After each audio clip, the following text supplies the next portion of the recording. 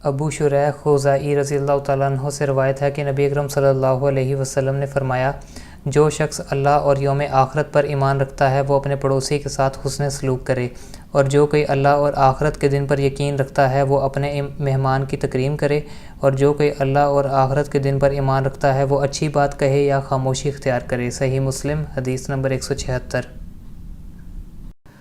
طارق بن شہاب نے کہا کہ پہلا شخص جس نے عید کے دن نماز سے پہلے خطبے کا آغاز کیا وہ مروان تھا۔ ایک آدمی اس کے سامنے کھڑا ہو گیا اور کہا، نماز خطبے سے پہلے ہے۔ مروان نے جواب دیا، جو طریقہ یہاں پہلے تھا وہ ترک کر دیا گیا ہے۔ اس پر ابو سعید خدری رضی اللہ تعالیٰ عنہ نے ارشاد فرمایا، اس انسان جس نے صحیح بات کہی تھی اپنی ذمہ داری پوری کر دی۔ میں نے رسول اللہ صلی اللہ علیہ وسلم سے سنا، آپ فرما رہے تھے کہ تم میں سے جو شخص منکر یعنی ناقابل قبول کام دیکھے تو اس پر لازم ہے کہ اسے اپنے ہاتھ سے بدل دے، اور اگر اس کی طاقت نہ رکھتا ہو تو اسے اپنی زبان سے بدلے، اور اگر اس کی بھی طاقت نہ رکھتا ہو تو اسے اپنے دل سے برا سمجھے اور اس کو بدلنے کی مثبت تدبیر سوچے، اور یہ سب سے کمزور ایمان ہے۔ صحیح مسلم حدیث نمبر 177۔ اعمش نے اسماعیل بن رجاء سے، انہوں نے اپنے والد سے، اور انہوں نے حضرت ابو سعید خدری رضی اللہ تعالیٰ عنہ سے، نیز اعمش نے قیس بن مسلم سے، انہوں نے طارق بن زیاد سے، اور انہوں نے حضرت ابو سعید خدری رضی اللہ تعالیٰ عنہ سے مروان کا مذکورہ بالا واقعہ نقل کیا، اور حضرت ابو سعید خدری کی حدیث جو انہوں نے نبی صلی اللہ علیہ وسلم سے سنی اسی طرح بیان کی جس طرح شعبہ اور سفیان نے بیان کی۔ صحیح مسلم حدیث نمبر 178۔ حضرت عبداللہ بن مسعود رضی اللہ تعالیٰ عنہ سے روایت ہے کہ رسول اللہ صلی اللہ علیہ وسلم نے فرمایا، اللہ نے مجھ سے پہلے کسی امت میں جتنے بھی نبی بھیجے ان کی امت میں سے ان کے کچھ حواری اور ساتھی ہوتے تھے جو ان کی سنت پر چلتے اور ان کے حکم کی اتباع کرتے تھے۔ پھر ایسا ہوتا تھا کہ ان کے بعد نالائق لوگ ان کے جانشین بن جاتے، وہ زبان سے ایسی باتیں کہتے جس پر وہ خود عمل نہیں کرتے تھے، اور ایسے کام کرتے تھے جن کا ان کو حکم نہ دیا گیا تھا۔ چنانچہ جس نے ان جیسے لوگوں کے خلاف اپنے دست و بازو سے جہاد کیا وہ مومن ہے، اور جس نے ان کے خلاف اپنی زبان سے جہاد کیا وہ مومن ہے، اور جس نے اپنے دل سے ان کے خلاف جہاد کیا وہ بھی مومن ہے، لیکن اس سے پیچھے رائی کے دانے کے برابر بھی ایمان نہیں۔ ابو رافع نے کہا کہ میں نے یہ حدیث عبداللہ بن عمر رضی اللہ تعالیٰ عنہ کو سنائی تو وہ نہ مانے۔ اتفاق سے عبداللہ بن مسعود بھی مدینہ آ گئے اور وادی قطاع مدینہ کی وادی میں ٹھہرے۔ عبداللہ بن عمر نے مجھے ان کی عیادت کے لیے اپنے ساتھ چلنے کو کہا، میں ان کے ساتھ چلا گیا۔ ہم جب جا کر بیٹھے تو میں نے عبداللہ بن مسعود سے اس حدیث کے بارے میں پوچھا تو انہوں نے مجھے یہ حدیث اسی طرح سنائی جس طرح میں نے عبداللہ بن عمر کو سنائی تھی۔ صالح بن کیسان نے کہا کہ یہ حدیث ابو رافع سے براہ راست اسی طرح روایت کی گئی ہے۔ صحیح مسلم حدیث نمبر 179۔ حارث بن فضیل ختمی سے صالح بن کیسان کی بجائے عبدالعزیز بن محمد کی سند کے ساتھ رسول اللہ صلی اللہ علیہ وسلم کے مولا ابو رافع سے روایت ہے، انہوں نے حضرت عبداللہ بن مسعود رضی اللہ تعالیٰ عنہ سے روایت کی کہ رسول اللہ صلی اللہ علیہ وسلم نے فرمایا، جو بھی نبی گزرا ہے اس کے ساتھ کچھ حواری تھے جو اس نبی کے نمونہ زندگی کو اپناتے اور اس کی سنت کی پیروی کرتے تھے۔ آگے صالح کی طرح کی حدیث بیان کی، لیکن عبدالعزیز نے عبداللہ بن مسعود کی آمد اور عبداللہ بن عمر سے ان کی ملاقات کا ذکر نہیں کیا۔ صحیح مسلم حدیث نمبر 180۔ حضرت ابو مسعود رضی اللہ تعالیٰ عنہ سے روایت ہے، انہوں نے کہا کہ نبی اکرم صلی اللہ علیہ وآلہ وسلم نے ہاتھ سے یمن کی طرف اشارہ کیا اور فرمایا، دیکھو ایمان ادھر ہے، اور شکاوت اور سنگ دلی اونٹوں کی دموں کی جڑوں کے پاس چیخنے والوں یعنی ربیہ اور مضر میں ہے، جس کی طرف سے شیطان کے 2 سینگ نمودار ہوتے ہیں۔ صحیح مسلم حدیث نمبر 181۔ ابو ایوب نے کہا، ہمیں محمد ابن سیرین نے حضرت ابو ہریرہ رضی اللہ تعالیٰ عنہ سے حدیث سنائی، انہوں نے کہا کہ رسول اللہ صلی اللہ علیہ وسلم نے فرمایا، اہل یمن آئے ہیں، یہ لوگ بہت زیادہ نرم دل ہیں، ایمان یمنی ہے، فقہ یمنی ہے اور دانائی بھی یمنی ہے۔ صحیح مسلم حدیث نمبر 182۔ عبداللہ بن عون نے محمد ابن سیرین سے اور انہوں نے حضرت ابو ہریرہ سے روایت کی اور انہوں نے کہا کہ رسول اللہ صلی اللہ علیہ وسلم نے فرمایا، اور پھر پہلے والی حدیث بیان کی۔ صحیح مسلم حدیث نمبر 183۔ حضرت ابو ہریرہ رضی اللہ تعالیٰ عنہ نے فرمایا کہ رسول اللہ صلی اللہ علیہ وسلم نے فرمایا، تمہارے پاس یمنی لوگ آئے ہیں، وہ بہت زیادہ کمزور دل اور سینوں میں بہت زیادہ رقت رکھنے والے ہیں۔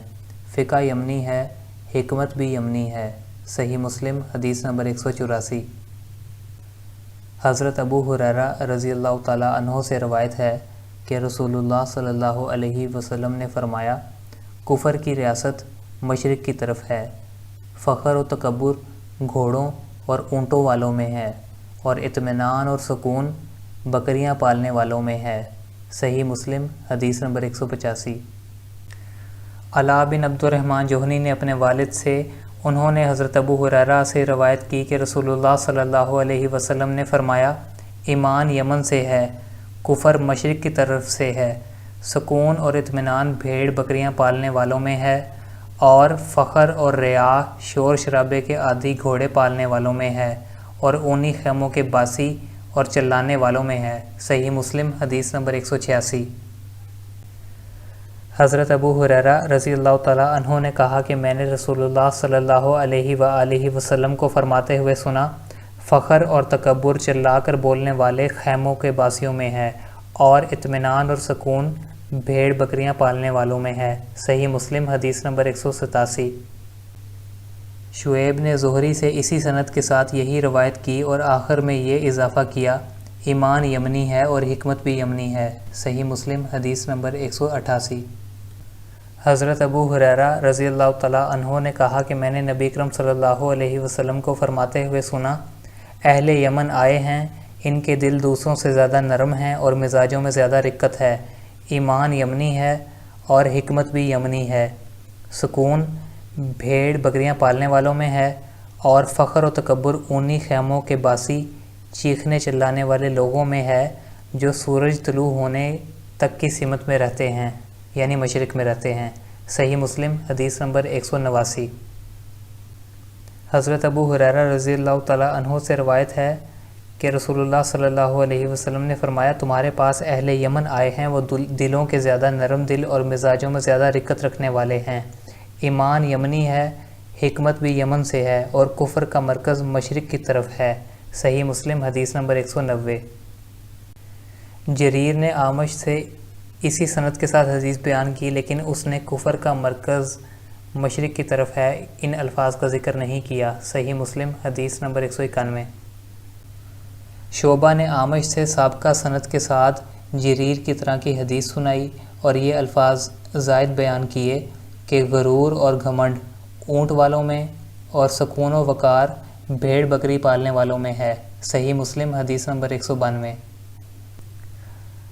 حضرت جابر بن عبداللہ رضی اللہ تعالیٰ عنہ نے کہا کہ رسول اللہ صلی اللہ علیہ وآلہ وسلم نے فرمایا، دلوں کی سختی اور اکڑ پن مشرق میں ہے اور ایمان اہل حجاز میں ہے۔ صحیح مسلم حدیث نمبر 193۔ حضرت ابو ہریرہ سے روایت ہے، انہوں نے کہا کہ رسول اللہ صلی اللہ علیہ وآلہ وسلم نے فرمایا، تم جنت میں داخل نہیں ہو سکتے یہاں تک کہ تم مومن ہو جاؤ، اور تم مومن نہیں ہو سکتے یہاں تک کہ تم ایک دوسرے سے محبت کرو۔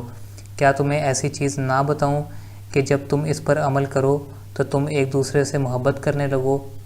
پھر آپ نے فرمایا، آپس میں سلام کو عام کرو۔ صحیح مسلم حدیث نمبر 194۔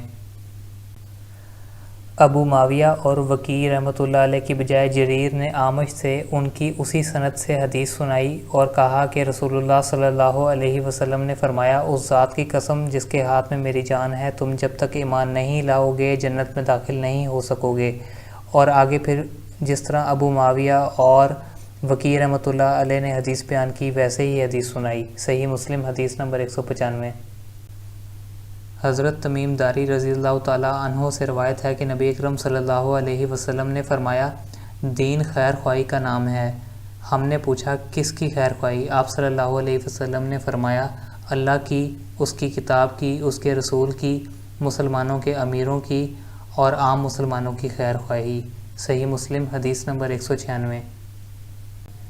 سفیان ثوری نے سہیل بن ابی صالح سے، انہوں نے عطا بن یزید لیثی سے، انہوں نے حضرت تمیم داری سے، اور انہوں نے رسول اللہ صلی اللہ علیہ وآلہ وسلم سے سابقہ حدیث کی طرح حدیث روایت کی۔ صحیح مسلم حدیث نمبر 197۔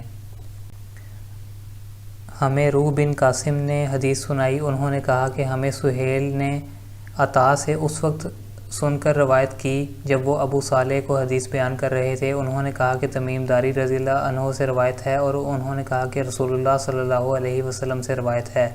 باقی سابقہ حدیث کی طرح حدیث سنائی۔ صحیح مسلم حدیث نمبر 198۔